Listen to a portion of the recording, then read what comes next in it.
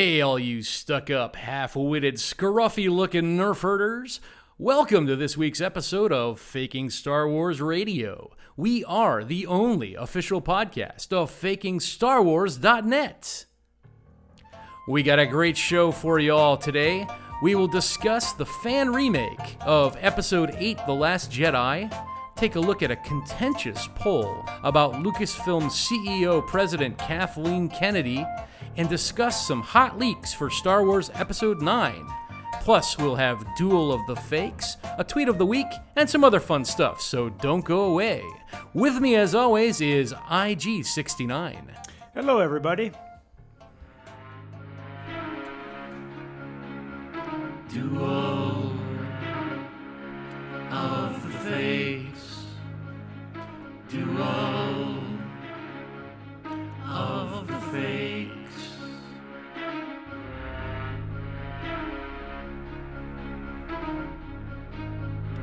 Hey, it's that time of week again, IG. Another Duel of the Fakes is here.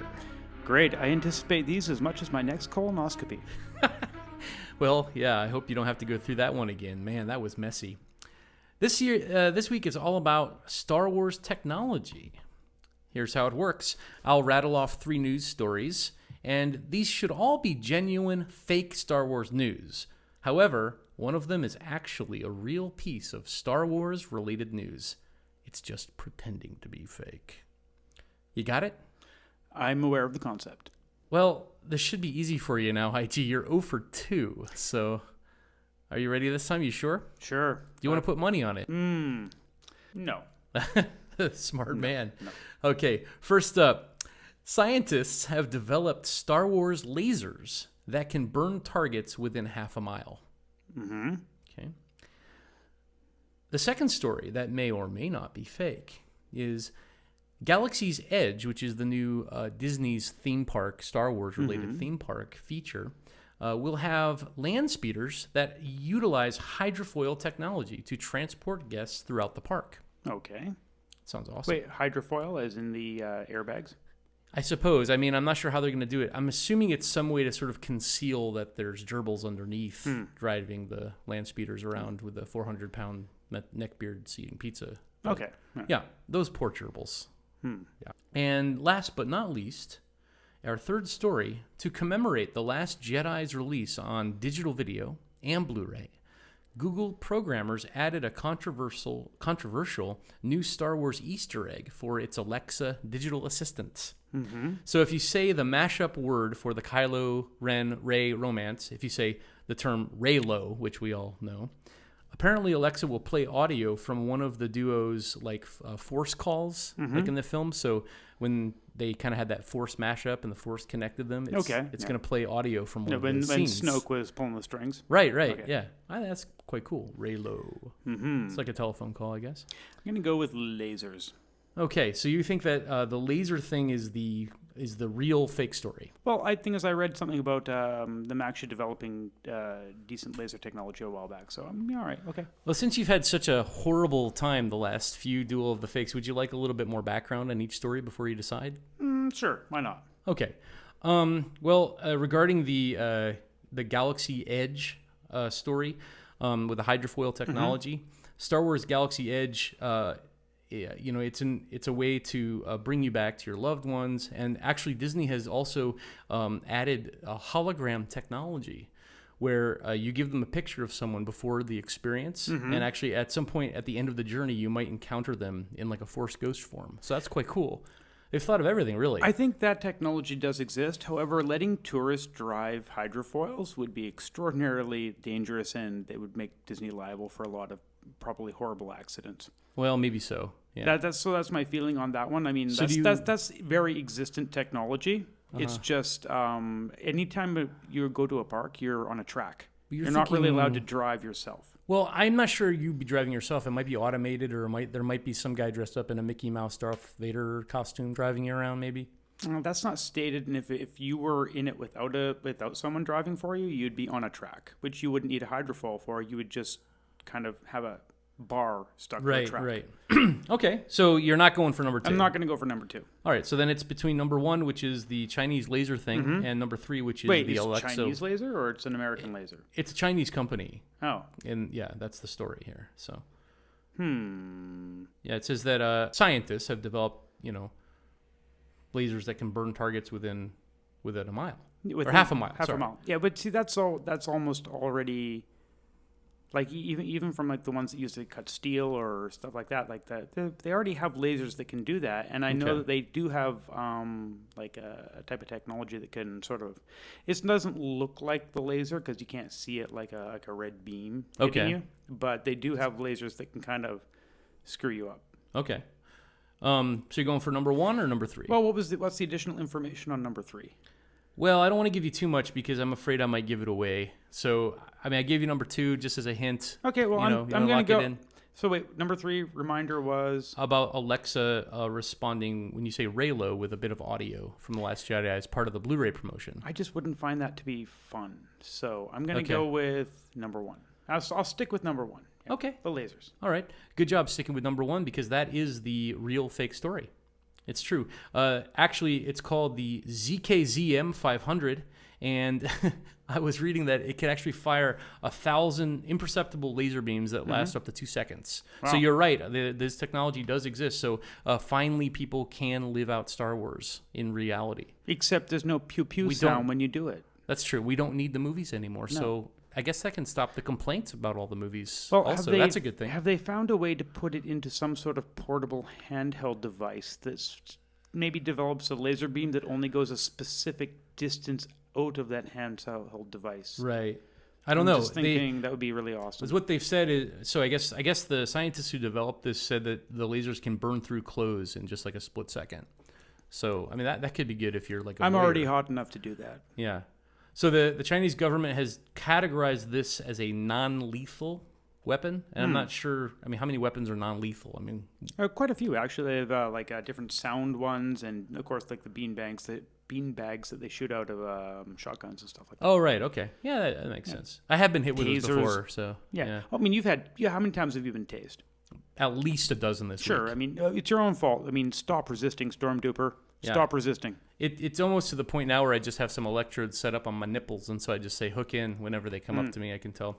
So the researcher involved in this weapons development didn't want to be named, but he said that if the targets are wearing flammable clothing, I don't know why you'd ever wear flammable clothing, but if you are, the weapon actually will set them on fire, burning their entire body. So in that sense, it is lethal. Well, yeah, but if you're naked, you're fine. Well, you're going to get a sunburn. I think this is actually you're going to get more of a sunburn. I think this is actually a nefarious plot by the Chinese government to make everybody strip down to their birthday suit. Can't complain about that. I already go that way most of the time. Right. I thought you were a never nude. No. Oh, I had you in the wrong pot then. No, it's just like weekend nudist. I got it. Well, since it's so hot and sweaty down here in this dungeon that they have us locked down, I figured you'd be stripping down. But anyway, so there you go. Congratulations. You are now 1 for 3. Good job. Woohoo. Yeah. If you have an idea for Duel of the Fakes, you can send them to me on Twitter at StormDuper or Willy Bobo, and we'll put your bit on the air. And now, a word from one of our great sponsors. Do you want to make more Republican credits? Sure, we all do. Hi, I'm Salacia Struthers, and I'm here to talk to you about TTC, Tatooine Technical College. Are you stuck in a dead-end job? Would you like to take the next jump to career hyperspace? There is no try when it comes to your future. Do check out Tatooine Technical College today. Students from all over the Outer Rim have improved their careers and their lives by choosing TTC. We offer programs in moisture evaporator design, cantina entertainment studies, and pod racer engineering. Or get your degree. You can major in Rancor management or accounting. After high school graduation, my career as a nerf herder was going nowhere. I made the call to TTC 18 months ago, and now I'm an assistant Death Star laser maintenance technician. Thanks, Tatooine Technical College. Tatooine Technical College Online also specializes in long-distance, interspecies learning, and the education of non-traditional students. Oh, is this where you get your meal ticket? Well, my name is Herbert, and I consider myself a lifelong learner. I didn't have a clear idea of what I was studying, but this has definitely helped me keep going. All those textbooks have made great fuel. I haven't been cold one night since graduation. Don't waste one more season to launch your career. Improve your prospects without stepping foot inside an Imperial Academy. Find us on the internet at www.ttcisarealcollege.edu and make the call to Tatooine Technical College today. Well, IG, we have a Twitter poll for everybody this week. Ooh, these are always exciting. These are always a lot of fun. This one comes to us from Willie Bobo. Mm-hmm. You can follow him at Faking Star Wars on Twitter. The poll says, you have the power. I should preface this before I read this because I don't want to assume that every single person out there is a total Twitter Star Wars news junkie. And there might be one or two people in our audience who haven't heard about the huge backlash against Kathleen Kennedy in the last few months. Were you aware of that? Yes. We've talked about this before. The nerd rage against the Nerdenragen. The Nerdenragen. Yeah. Yes, from the of course the new Star Wars movies. Yeah, people find them too political or too diverse or too inclusive, or they killed their dreams. Yes, but they bring up a lot of the things that we pull the prequels for because they're horribly written movies. Yeah. Now, visually stunning, horribly written. And then they've continued the rage against anything that's not original trilogy, which... Yeah. Now George Lucas seemed to think that Kathleen Kennedy was up for the job, and let me give you just a little bit. I don't think George Lucas cared at that point. I think he deliberately saw $4 billion. He saw $4 billion and a chance to dump the Star Wars franchise on someone else and watch someone else take the blame. Because at this point, I really don't think anything they do ever will be satisfying enough for the hardcore fans. Well, just to give this poll some context, here are some of the other movies that Kathleen Kennedy has been a producer on, and I'm not differentiating between... I think we need to know a little bit about this. When we say... Because the poll's about deleting her filmography, so we should know a little bit about her... That's right. So some of the films that she's been involved in here, okay, going back a long time, back to like 1981, Raiders of the Lost Ark. She was a producer. Now, I'm not differentiating between producer or executive producer here, but she's involved in the project. Yes. On a little film I've never heard of called Et. I think it's like some Latin Roman historical piece. Have you ever seen it? Yeah. What's the spelling of it? E.T. E.T. Et. Like Et tu, Brute. Anyway. Yes, I'm assuming... I don't like historical films, so I haven't seen it. Yes, E.T., the Gremlins. historical film. Ooh, nice. Yeah. Indiana Jones and the Temple of Doom. The Back to the Future trilogy. Okay. She did. A lot of fans for that. The Goonies. Mm-hmm. I mean, any child of the 80s loves The Goonies. Oh, yeah. They are going to do a sequel, I heard recently on that as well. I really hope not. Lightning in a bottle, like The Goonies. Well, I mean, people have said it doesn't stand the test of time, but I still enjoy it. And I think, again, it's a kids' movie, so when you watch it as a child, I think children relate to it, adults less so. See, my greatest memory from The Goonies was in 7th grade when they called me Sloth, and I thought it was a compliment. Yeah, well, I mean, Sloth was a great actor, he was a great character. I mean, so it was a compliment. Yes. Okay. Yeah. Oh, good. I still call you that, but not because you're just slow moving. Okay. Just because you look like Sloth. Got it. Right. A little film called Schindler's List. Schindler's List. I'm assuming it's about some sort of accounting firm. Yeah, something. Jurassic Park, of course. So she's been involved in some fairly big films. Oh, and a few duds too. Like she was in Congo, or not in, but she was producing like. Yeah, she's involved in Congo. A few ones that weren't particularly. The Lost World. Well, it's kind of but still decent. Whatever. I wasn't a big fan of. War of the Worlds. I thought the first half was awesome, but it kind of fell apart at the end there. Yeah, it was got a little kinky, when they have all those appendages going down the basement. Yeah, I mean, it's War of the Worlds. I mean, it's a radio show they tried to put into a movie. It had good bits and bad bits, but it was generally a satisfying movie. But not perfect by any stretch. Sure. So here's the poll: you have the power to remove Kathleen Kennedy from Lucasfilm to save Star Wars. Yes. Right. Star Wars is in crisis, and it needs saving. However, doing so will also erase her entire filmography from existence. Yes, so it's like the Thanos glove. Yeah. Bink, Boom. it's gone forever. It never existed. All There's of no her record influence in the world is Yeah. gone. So what do? How do you proceed in order to save Star Wars? Would you do it? Oh, for me personally? Yeah. You know what? Let me tell you after you've read the results there, because I think I have an opinion on this. Well, we do have 142 people who participated in the poll right. this week. So what do you think? What do you think the results are going to be? I'm guessing that a lot of them said yes.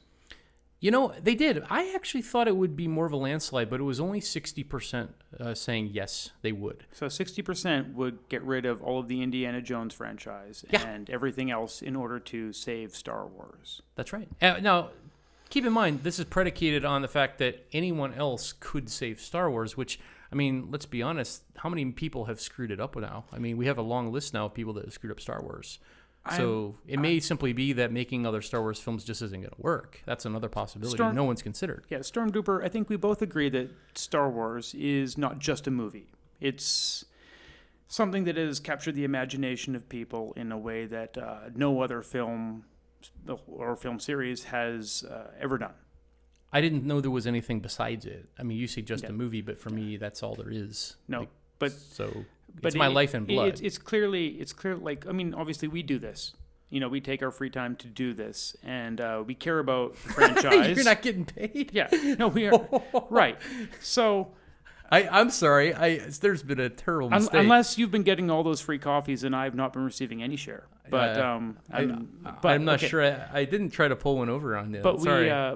we both are passionate about Star Wars, right? And a bit, just a bit. But so I think we can agree that it's elevated above the common film. The common film that it's like I tell people, I say, there are movies that I love, and then there's Star Wars, right? And the reason it's different is because Star Wars is more than a movie to me, right? Exactly. And the thing is, Gone with the Wind's a great movie. Inception was a great. Well, I know, whatever. Actually, I'm kind of mixed feelings about that. But the point is, there are great movies out there. There are movies that people like. Yeah. But there's not many movies that people follow in the sense that Star Wars gets followed. Sure. Now, when I saw the original trilogy, and I was too young to see it in theaters. I watched them on TV and then got VHS tapes and then Blu-rays and all that.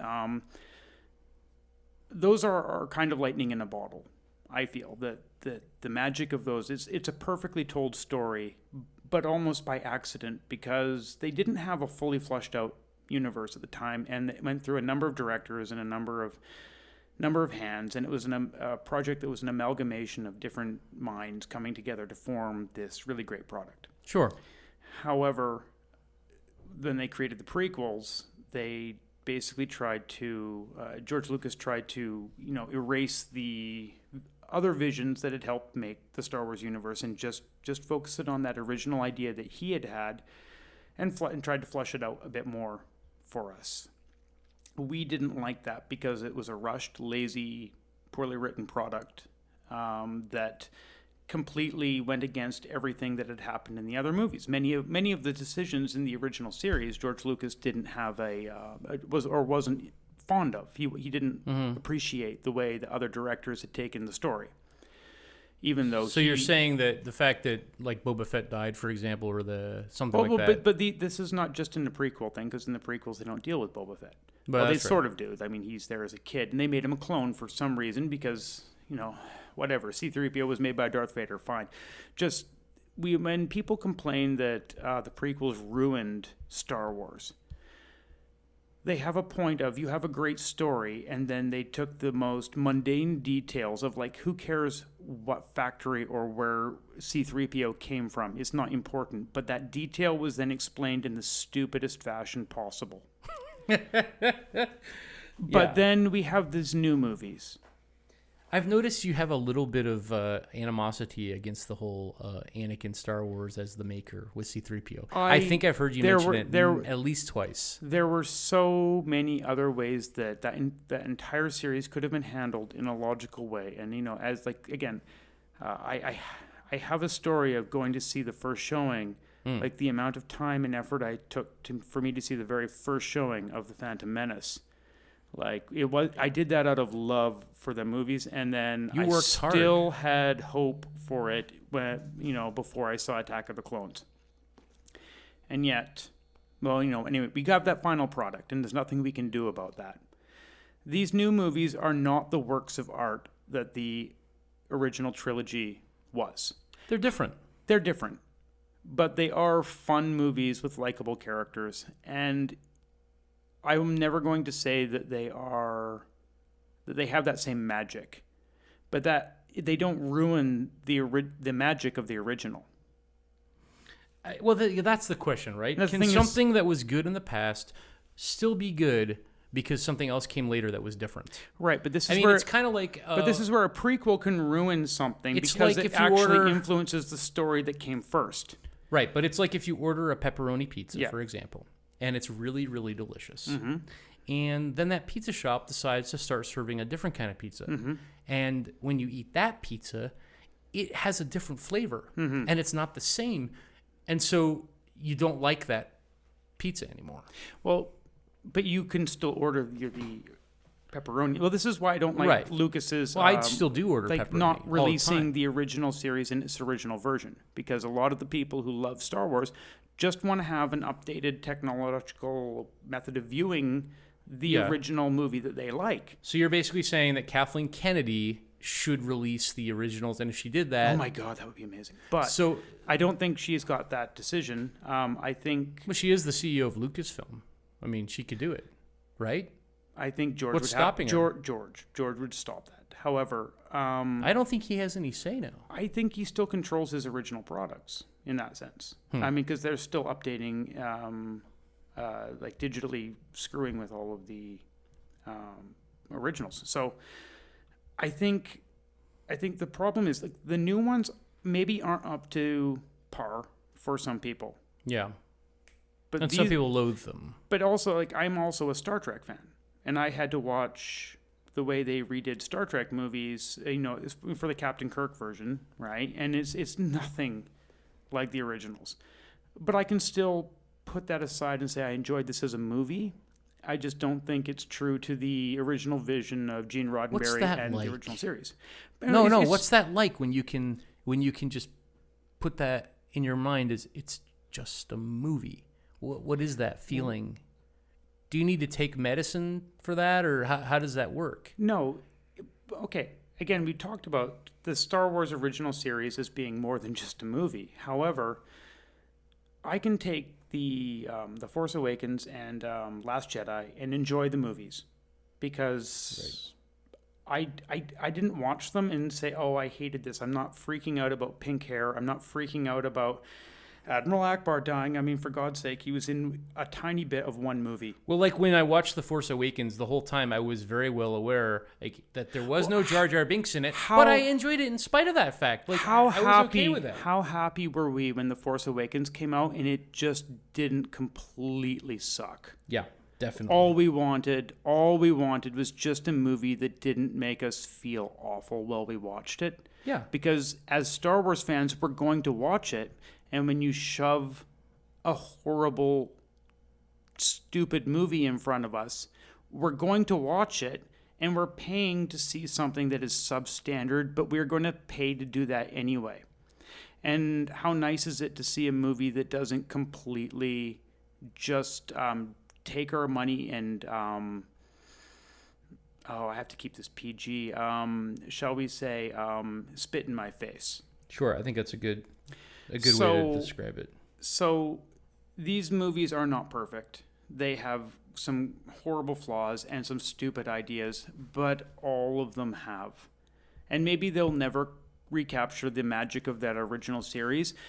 But one of the stupidest things they did was they didn't kill off Leia in the second in episode 8. We both agree on this. What were they thinking? She was dead already in real life. So why didn't they kill her? I mean, now what are they going to do in 9? I mean, she's already dead. CG Leia. I mean, fine. If I had been the director and one of my leads died, I would have killed them in the movie. Right. Well, I mean, yeah. We both talked that's some I wouldn't have even. plan. Okay, I would not have even cast her in the movie to begin with. I mean, because she's dead. I just don't get it. You're aware that she was alive throughout the filming of the movie, but barely. Well, I mean, whatever. The point is, I do not get the rage coming from the new movies. They might not be what you want, and you can be disappointed by that, and you can not like it. You don't even have to go see them anymore if this new flavor isn't your thing, because it's not ruining anything that you do like. And so to take... so you're fairly inclusive when it comes to the new movies. So to take your rage over the color of an admiral's hair, or, the stupidity of a particular plot going on to a gambling planet, which was, okay, it wasn't a great idea. I mean, they really should have started the second movie months or maybe years after the first movie, like they do with every other movie. But because they started it immediately thereafter, they had to do something, right? Yes, and the idea they came up with maybe wasn't the best idea, but it wasn't like I sat through the movie and hated the movie. I was intrigued with the movie, and I was surprised by the ending. I didn't see that coming. I had a lot of expectations, and were they subverted? Do you remember when we were predicting the movie, just kind of jokingly, and we like? I don't joke about Star Wars IG, right? But we got the porgs right, that they were smuggled onto the they're nesting on the yes, because right. Anyway, and we also got Luke Skywalker's Force projection right. Well, we did. Oh my God, right? Because he could go. I from hadn't read place. anything about that. No, I think that just shows what a great fan I truly am. Exactly. That's why I'm offended, because I haven't been consulted in how to make these movies. Kathleen Kennedy has never called me up and said, "Hey, what should we do to make this movie fit into your very narrow, clearly defined expectations?" Nobody has asked me, and I take that personally. And so, as I know that you would be okay with keeping Kathleen around, but as far as I'm concerned, screw it. Get rid of Schindler's List, get rid of Jurassic Park, get rid of her trilogy of Back to the Future and Indiana Jones. I don't need any of it. Just get her out of Star Wars and save it for my children. I see. But you would have to have some to begin with. Well, they're Force children. Okay. Tweet of the week. Well, this week we have a tweet from a new contributor who we haven't dealt with before. This is the famous German director Uwe Boll. Uwe Boll? Uwe Boll. Uwe Boll. Uwe Boll. Are you familiar with his work? I am not. Stormy. Really? Well, you should check it out, because he is a fantastic, fantastic filmmaker, and also a great restaurateur, by the way. He has a restaurant in Vancouver you should check out. Interesting. I should actually go there. Yeah. Yes. So Uwe Boll has been in touch a little bit with us. We kind of follow him on Twitter. It's really what it is. But anyway, he said, Ahmed is not only the best, he is the beast. Darth Jar Jar in the flesh. Talking about Ahmed Best, the actor who played Jar Jar Binks. Yeah, his performance capture was used for Jar Jar in the prequel trilogy. This is timely, and interestingly, I don't know if Uwe Boll put this tweet out before or after the news came out that Ahmed Best said after the trilogy, there was a point in his life where he really did commit, really wanted to commit suicide. He felt like the vitriol he had received so much hate mail, he wanted to kill himself. And so this tweet kind of captures that and says, no, he's a beast. He's Darth Jar Jar. What do you think? I understand this. And okay, so let me ask you a question. Do you like the character of Jar Jar Binks? His character, to me, is very one-dimensional. And I don't really like the arc in the movies that he has, because it doesn't make sense to me that a stupid Gungan like that would get involved in the Senate. That to me just feels like a right away. Like right. they develop the character, and then they're like, oh, we got to do something with him, get rid of him. So that's what they did. So whose fault? And when you watch a movie and you see a character you don't like in the movie, is it the actor's fault, or is the person who wrote the actor's lines and directed the actor to say those lines? I think it depends. Now, in the case of Jar Jar, I thought Ahmed Best delivered a flawless performance. He was asked to fall on a sword and to play an idiot character, but he did a fantastic job. I can't fault Jar Jar's acting. He was consistently Jar Jar. Yeah. And whether you like Jar Jar or hate Jar Jar, Jar Jar is a character that he brought to life. You might not like that character, and I certainly don't. No. But I don't hate the actor because the actor gave a good performance. Sure. I think the problem was, what was his purpose? He That's basically not the didn't do actor's anything. fault. It's not the actor's fault. That's Right. the director's fault. Absolutely. That's the What's the producer's writer's fault? That's the writer's fault. And unfortunately, in that movie, all those three three. people are the same guy. Yeah. So thanks, So, you, Pitbull. We yeah. really appreciate your thoughts on this. And Ahmed, I'm sorry you went through that, but no hatred here about you. You're welcome on the podcast yeah. anytime, Ahmed Best. Oh my we'll have God. you on tomorrow. I would, yes, definitely. I would love to hear some of the behind-the-scene things. We do from have the Jar therapy Jar programs. perspective. We have therapy programs in place that Those we can are also help. aromatherapy. It's not quite the same. Yeah. Yes. Don't blame the guy for doing a great job of a bad character. At the time, remember, that hadn't been done. I mean, there were very few movies where a person stood in for a digital character like that. So he did a great job. But I understand the character of Jar Jar. I mean, there was a lot of bad acting in that movie, but Jar Jar wasn't bad acting. It was just a horrible character. Yeah. So when you don't like something in a movie, don't necessarily blame the person who, put on the costume. Words to live by. Exactly.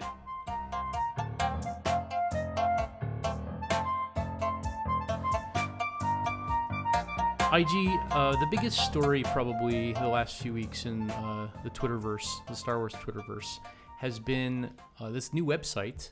The website, actually, I don't even know if I should read it on our podcast, but I'll go ahead and do it. It's remakethelastjedi.com. Now, are you familiar with this group? Oh, sure. It's actually a cause that's very near and dear to my heart.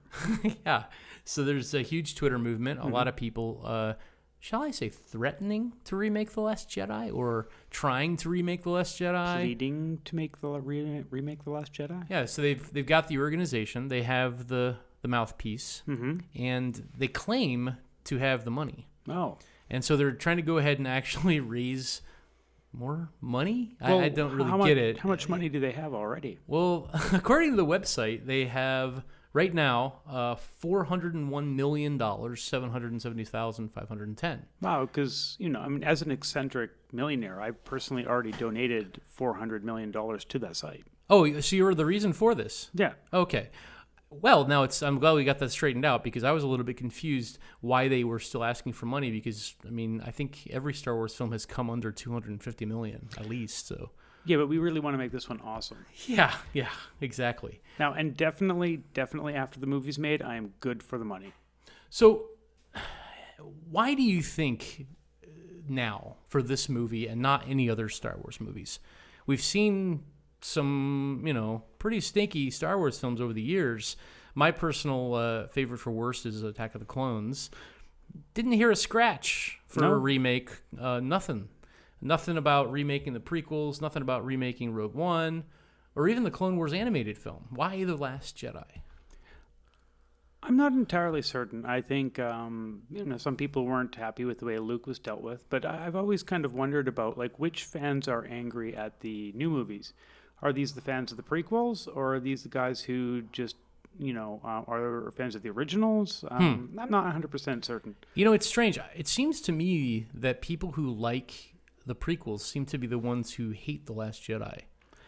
I know a few that, don't like either of them. Sure, those people do exist. And I think some are just contrarians. And believe it or not, I know this may come as a shock to you, there are people who don't like any of them. Oh, yes. There's actually a number of people out there who think that wasting your time with Star Wars is an infantile endeavor. Yeah. So let's not get into those people because... No. I haven't crazy. I haven't crazy. Well, I haven't been to see my therapist for the last week, so I'm not sure I can handle that. Yeah, well, you know what? Negative Nancy's not welcome here. Right. Maybe the Luke angle, we could explore that. I thought my first reaction was, Luke was a bit underused. Luke was, of course, my childhood hero. I had all the Luke figurines. And I understand, the fans expected him to have not changed. He didn't seem like the Luke we remember at the end of Return of the Jedi. He seemed like a character who had transpired and gone through a lot of events over 30 years and had completed more of a story arc. And I just couldn't accept that drama. No, he was definitely not the Luke we remember at the end of Return of the Jedi. No. He was very much like more like had just given up and gone hidden somewhere, like some tiny green guy or something. I don't know. He was very much, Yoda. Seemed a bit like Yoda, yeah. A depressed Yoda. Huh. I guess a lot of the arguments that people have made about how Luke was used so poorly, I can't really get behind, because they say, oh, he was a Jedi. He wouldn't have done this. He wouldn't have disobeyed this. He wouldn't have done that. I mean, Luke... But he was the only Jedi. He had no... Well, he no left... order. Remember, he left Dagobah in the middle of his training to selfishly, in a sense, save his friends. Right. And at the end of The Last Jedi, what did he do? But he left... what he knew he had to be doing, which was keep himself in remote silence. He left to save his friends in the end. That's actually what he did. Right. So for me, it worked. Well, also to save his father. Well, right, yeah. Right. You mean in Return of the Jedi? In Return of the Jedi, yes. Oh, yeah. No, in Empire, yes. He left to save friends, and he actually endangered the mission by... he knew that Vader was there and that Vader could sense him, and he goes on a stealth mission. So he did a lot of dumb things in the original trilogy, I think, is the point yes. we're trying to make.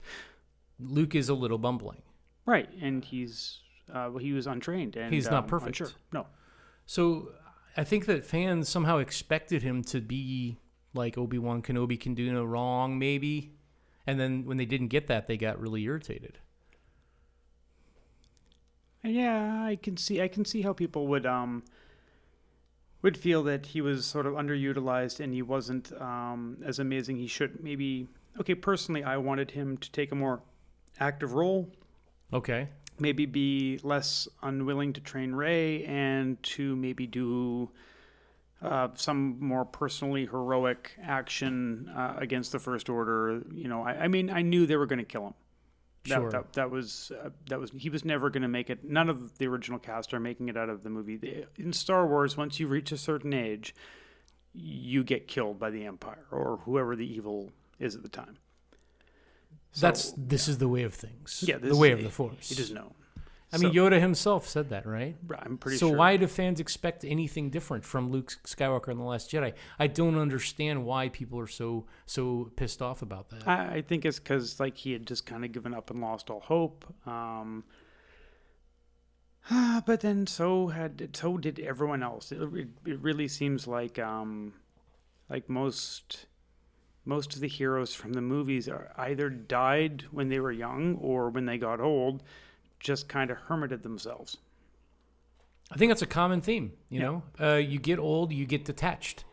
Well, and it works for me. But Obi-Wan actually wanted to bring the order back. Yoda didn't really seem to care.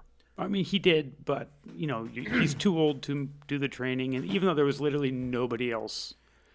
I think Obi-Wan needed some redemption. That's why he wanted to train Luke. Because he saw the evil that he'd created in Darth Vader. But I also think that Luke sort of learned that lesson and wasn't trying to undo what he did with Kylo. He realized, well, I can't just go on continuing the errors of the past.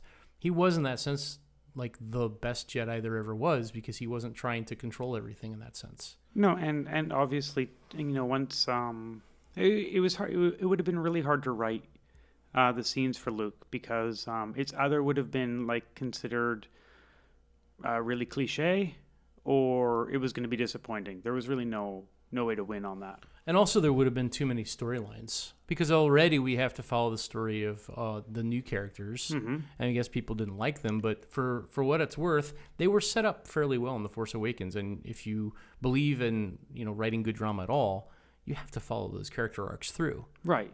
I mean, maybe the introduction of Rose was superfluous, but I personally didn't like her character very much. But I don't like women, so this explains a lot. Right. So from the angle of Disney, they're certainly aware of this effort.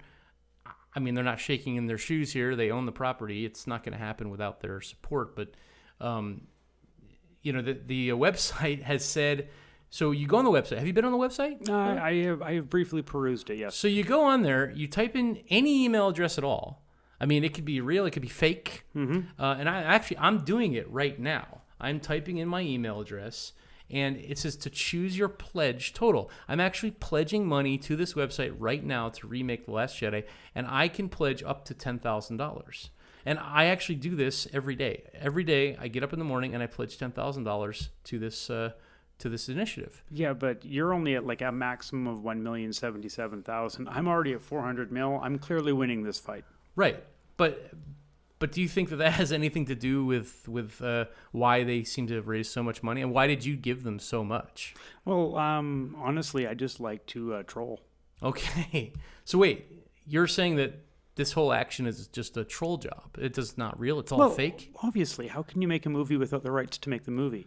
Yeah, and even if you did, who's directing it? Who's producing it? Who gets the creative control? Because anyone who wants to do this is going to run into the same problem.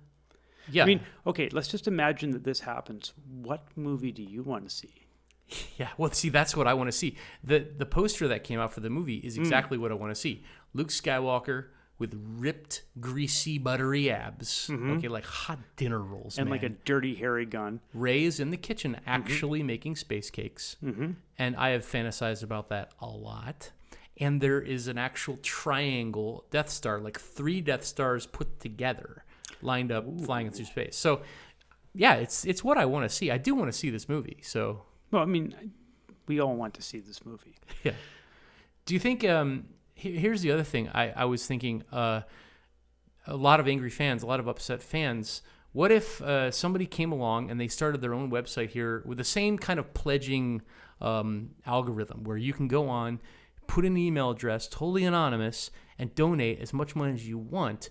Like, I was thinking about getting online and making a website devoted to, like, say, for example, the fact that there was no XXX rated love scene between Rey and Kylo Ren in The Last Jedi. And I'd be like, here's my site. I'm arguing for why it was, a good Star Wars idea. After Dark. Exactly. Now, do you think that my idea would have the same kind of success that this has had? I might donate at least $150 million towards your endeavor there, Stormtrooper. Cool. So basically, really, fans are just very keen to give their money away, I guess, is kind of what we're coming up with here. What, like real money? Yeah. No. Okay. So you're just saying that they're all big liars. Oh, absolutely. Absolutely. How can you be so heartless and dubious about fans' intentions? Because I'm a Star Wars fan. Well, there you go. If you want to see that, you can get on the interwebs and check that out, the remake of The Last Jedi. We here at Faking Star Wars, we have nothing to do with this fake story. The views expressed in this public service announcement are entirely representative of all the views that might potentially be unexpressed anywhere other than Faking Star Wars Radio or FakingStarWars.net. In these times of strife, an old nemesis has emerged to threaten the stability of the galaxy. I am, of course, talking about death sticks. Since the rebel scum have disrupted the order throughout the galaxy, the flow of death sticks and other illegal narcotics have become a scourge in every neighborhood and cantina throughout our glorious empire. The Senate has been powerless to tackle this plague on our way of life. Therefore, our great leader, Emperor Palpatine, has declared a galactic war on death sticks. Now, some of the liberal naysayers out there have stated that death sticks can have medicinal uses. However, our own studies have concluded that this is false. I turn now to one of our expert scientists in the field.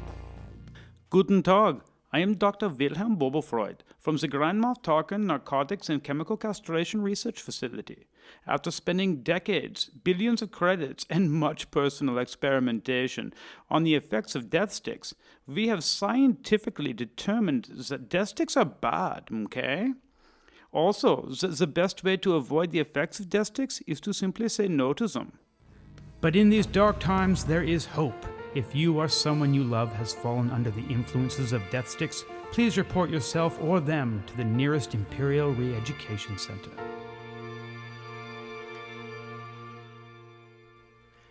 And we're back.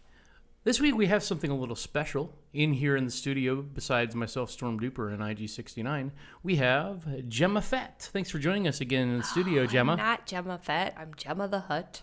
I thought today you were Jemma Fett. Ugh, can't make up my mind. You said you were pan nomenclature, I thought. Anyway. Sorry. I've been eating too many Minox.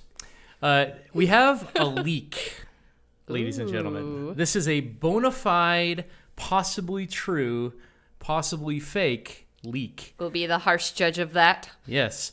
This leak comes to us from the interwebs, somewhere in the nether regions. And boy, is it a doozy.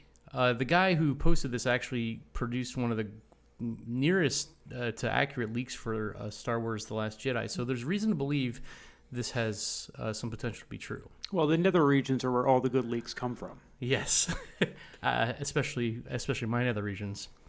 So just a few little interesting clips here, and we just want to give the listeners a chance to hear this leak and to appreciate it in all its glory, and actually discuss, speculate, see how much truth there might be to this.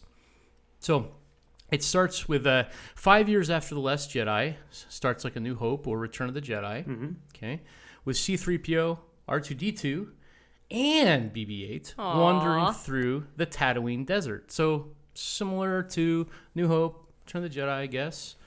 It brings it full circle. Yeah. And then they're going through the desert, and then the ruins of Luke's house. As a backup plan for the rebels, he hid plans for an ancient Jedi defense weapon that can cloak and move entire planets through hyperspace. Sounds like an interesting idea. Sounds fake. Well, I like the idea of being able to move a planet just because it sort of changes the power of the Death Star thing blowing up planets. They have to do something different, I think, right? So would this device basically just allow the planet to escape a Death Star?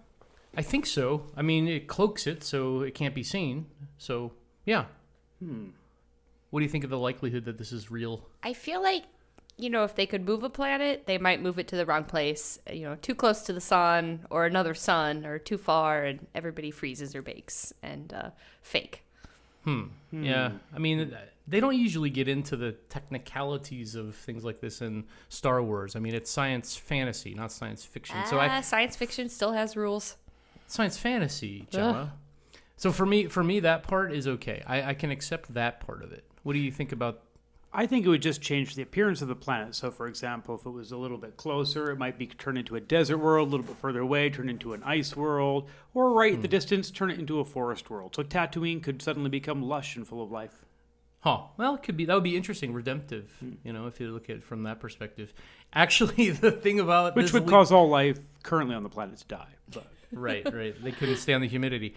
The thing about this leak for me that seemed the most impossible to believe was the part about Luke's house. And I'm just nerding out. I didn't even think he liked that house. Oh, but what he house? wanted to get out of there. Well, yeah, I mean, what house is his he aunt talking and about? uncle's house was destroyed and probably then, Yeah.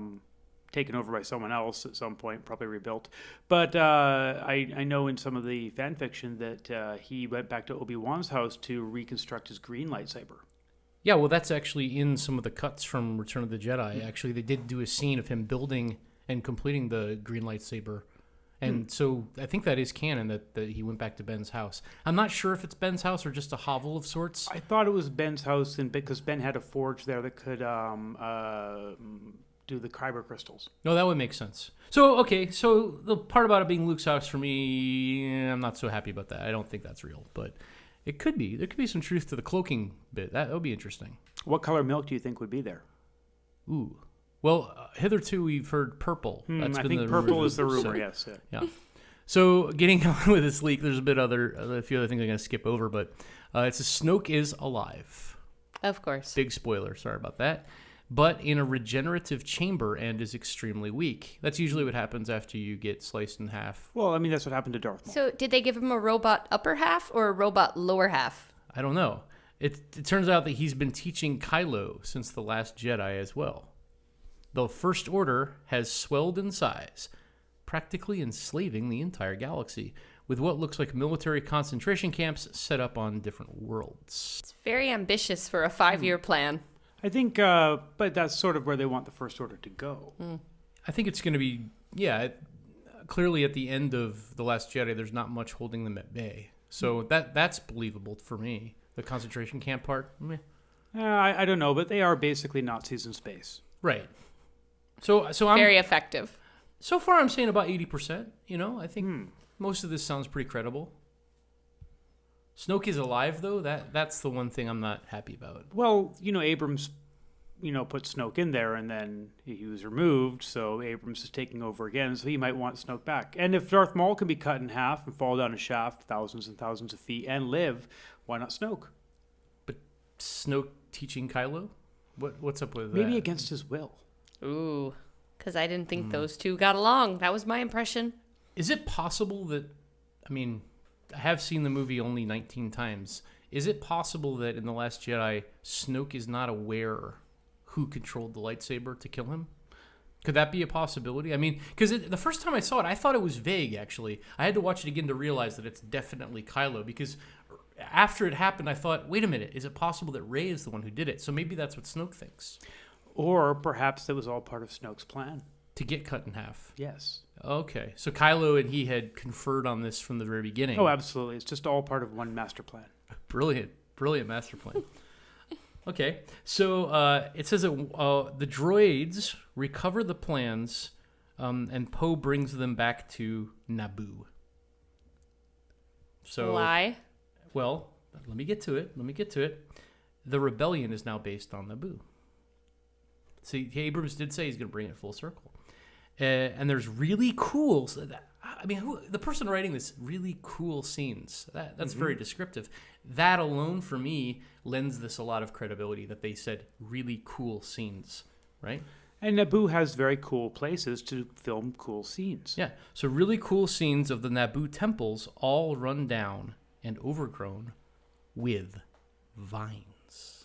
Oh. That detail. So Naboo has been vines. abandoned at some point for some reason?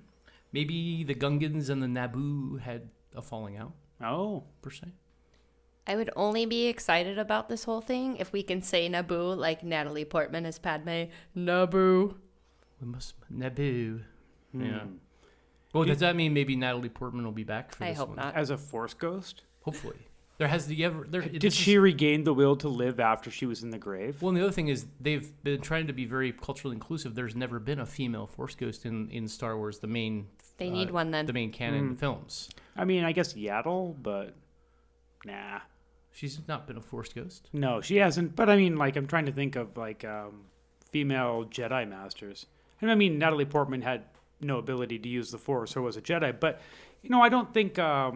I think Force ghosts have just become a thing. Anyone could be one now. Right. Well, here's the big point. Do you guys want me to tell you or not? Yes. Sure. Really? Yes, definitely. Yeah, absolutely no hesitation there, either one of you. We love Let's spoilers. spoil this. Yes. Yeah. Wow. Okay. I don't even want to. I don't want to guess at the next movie. We don't even need to see the movie. We'll just, Okay. Well, that would make, if I charge you guys ticket prices, that could help as well. Seriously, though, if you guys are out there listening and you don't want to get spoiled, turn it off right now and come back in about 3 minutes. Supposedly, the big reveal is that Kylo's new apprentice is none other than Rey. Like a romance? Well, when they take the helmet off, it's alluded to also that Snoke is Darth Plagueis the Wise. Well, that's already been guessed at since Force Awakens. Yeah, but it's been finally confirmed. So that was Finally. J.J. Abrams' original vision. I think it has to be. I hope that he really just decides that he doesn't need anyone else in this movie, and he just writes, directs, and produces the entire thing. That's always worked well in the past. No input whatsoever. No. Yeah, right. No. Yeah, no perspective. So wait, when he And takes his lens helmet flares off, does everywhere. that mean he has a robot lower body? When Snoke takes his helmet off? Why would Snoke have a helmet? There's no helmet? No, Kylo takes his Oh, helmet off. Kylo takes his helmet off. So he's got the helmet back again. Well, maybe it's a different helmet? I thought he gave up the helmets. Oh, his helmet got smashed to bits. I hope he makes a larger, oversized Vader version of the helmet. Like a Like- bobblehead. Like a giant Like- one, like in Spaceballs or something? Yes, like a Darth helmet. Yeah. Yes, that would be amazing. I think they should just make his helmet have a helmet too. It could be like a little mini me or like one of those dolls. What are those squishy... the what are those Russian called? nesting dolls? Or No, the little pop dolls that they have, that they make like 1 million characters for Sure. all the Star Wars characters. Have a little pop doll helmet on top of the other helmet. Oh. It'd be like a little kind of perverse Siamese twin I thing think going he's on. given up on helmets. Yeah. I'm calling shenanigans. Maybe Rey has the helmet this time? Well, Well, after Phasma died, there aren't any female characters with helmets. No, there are not. So, okay. Or, is This Phasma movie really needs- dead? Because we saw her get dumped down a garbage chute and then a planet explode, and she totally got out of there alive. This movie needs more helmets. I think she's coming back. In fact, maybe Phasma is in fact the true Sith Lord there. We've never had a female Sith Lord. We have not. I don't think so. I watched too much of the making of the movie. I know why that character is there. Kathleen Kennedy basically saw the development of Kylo Ren's costume, and one of the development pieces of artwork was that shiny stormtrooper costume. And she saw it in the meeting, and literally she goes, "What's that?" And they were like, told her, and she's like, "That has to be in the movie." So, like, seriously, she literally came in and said, "Put that in the movie, or you can't make the movie." Okay. Well, it is a very awesome costume. Yeah, it's awesome. Yeah. But that's why she's there, and that's why she's basically peripheral to the whole plot. So they needed just someone to wear the costume. Yeah. It's a good way of writing underutilized costume. Yeah. Well, thankfully she didn't have any character to underuse. So last leak here, back at Luke's grave, Rey decides to use the resurrection power that she has learned. I guess she is learning how to raise people From from the dead. From Who? the ancient Jedi texts. No, I think she learns it actually from Darth Plagueis. Oh, that's right. Yeah. So get this. She knows that doing this, she might die in the process. And the final scene is her in immense pain with Luke's ghost watching her from behind. And Rey ends up becoming a Force ghost, and Luke becomes physical again. Oh, that would be. Oh, really no. Yeah, this is spliced with a new Naboo battle scene being won by the Rebellion, and they use this cloak weapon to cloak the planet and trap the First Order fleet in permanent hyperspace. good. Okay. I thought they might just Wait, throw planets at them. So the planet is just flying through hyperspace? Yeah, I suppose they just use it to trick them to go to like another part of the universe where nobody can escape or something. I don't know. And the final shot is Luke's hand on R2 in front of a double sunset, I guess I'm presuming on Tatooine, with Rey's ghost, Qui-Gon, Obi-Wan, and Anakin all watching. Young Anakin or old Anakin? It doesn't specify, but I'm assuming they would go with the young Anakin. Yeah. Because I don't think that actor's alive anymore. He died a long time ago. But, you could CG that. It's not wrong to CG a Force. They could take the bit that they edited out of Return of the Jedi and and just put it back. in. Well, because Anakin's been dead for a while, so clearly he's aged. Right, Force Ghost should age. Yeah, that's true. 30 years or so. At least. So if Rey becomes a Force ghost, what about our female lead? Well, I guess this would be her climactic, heroic moment. And then what? Well, we have 3 more movies with Luke Skywalker because he's been back from the dead, and the fans get what they want after all. I think he's had his day. I They think should- this is they a way should of retire him. Lucasfilm. I think this is a way of Lucasfilm basically saying to the fans, like, you should have trusted us. We didn't destroy him, and they're just gonna have to eat so much crow, because that's been all the anger the last year or so. It's all a fake. It's a fake out. The whole thing has been fake from the beginning. I think this is gonna kick a lot of butt. I'm excited. Faking Star Wars listener mail. IG, this week's listener mail comes to us from Tashua Drank. He's actually on Twitter at Quickfire4372. By the way, if you want to send us listener mail, you can get us on Twitter, or you can call our call center in Kansas City, which is actually deluged now with calls from people all over the world since we've started the podcast. But we will try to get your call on the air. And we do appreciate them. Absolutely. So, Tashua Drank says, if you could be any alien from Star Wars, which would you be? How about you, IG? You already kind of look like an alien. I mean, yes. assassin droids and aliens share a lot in common. Well, if I wasn't a droid, I guess some sort of biological entity. I don't know. I was thinking at first the Suma Verminoth, the big. giant space squid from Han Solo. But And now, are you trying to compensate for something? That is one of the largest monsters in the entire Star Wars canon. well, I need something to match my blaster size. So I see. but then I was also thinking, maybe a Sarlacc. You get to hang out in a pit all day and digest your food over centuries. You don't do much, yeah. He has a good palate, actually. And he does. He only digests the finest bounty hunters. That's right. For me, actually, I would pick something a little bit more existential. From Star Wars Episode 1, The Phantom Menace, I would choose the gooberfish. Oh, why the gooberfish? Well, first of all, I like that scene underwater. It's the first Star Wars scene underwater, I think. I always hoped for an underwater scene in Star Wars growing up. I took my figures and created scenes like that. I actually sent out storyboards of that scene to Lucasfilm years before it was even recorded. And lo and behold, they put it on film. I didn't get any credit for it, though. No, I mean, you invented the Gungans, right? Yes. Yes, that was me also. But the gooberfish, it was a moment in the movie where I realized that I was going to die. It's good to face your own mortality. Yeah. And that moment when Jar Jar said, "Ooh, big gooberfish," I realized that death is real. Mm-hmm. And so I would like to be that, so I could bring that and bring that to other people. Yeah, not just real, but you know what? Not even that bad, really. Well, after seeing that movie, yeah, I guess anything would be better. So there you go. Yeah, big gooberfish.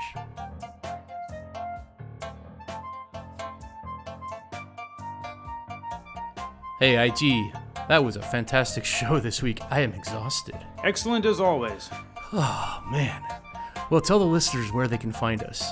You can follow us at Faking Star Wars on Twitter and Instagram at Faking Star Wars, and on Facebook at facebook.com Real Faking Star Wars. Hey, and if you guys have any questions for us, we've been getting a lot on Twitter, but keep them coming because we'll read the good ones every episode. Use the hashtag FSW Radio, and if it's really good, we promise to read it next week. There's been a lot of buzz about some of our new t-shirt designs, so go ahead and check them out on TEEE, that's TEE Public, tpublic.com/user/Faking Star Wars. You can also get to that from our website, fakingstarwars.net, and I'm telling you, some of these new designs, IG, are absolutely hilarious. I can't wait to see them. And we don't press many, so get them while they're hot.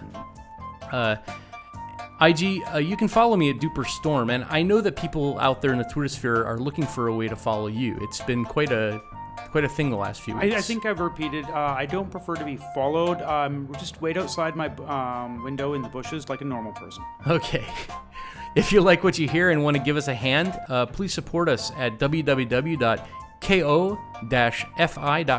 That's ko-fi.com/Faking Star Wars. Buy us a virtual coffee. This costs a lot of money to produce this podcast here. We've got a very expensive studio right next door to Abbey Road Studios in Liverpool, and that really helps us to keep it going. Stay tuned to fakingstarwars.net every day, where we're bringing you quality Star Wars comedy, parody, and satire, and also some recipes in the future. Thanks to all of you and our followers for listening. You're the reason we do this. And of course, may the Faux be with you. See you next time.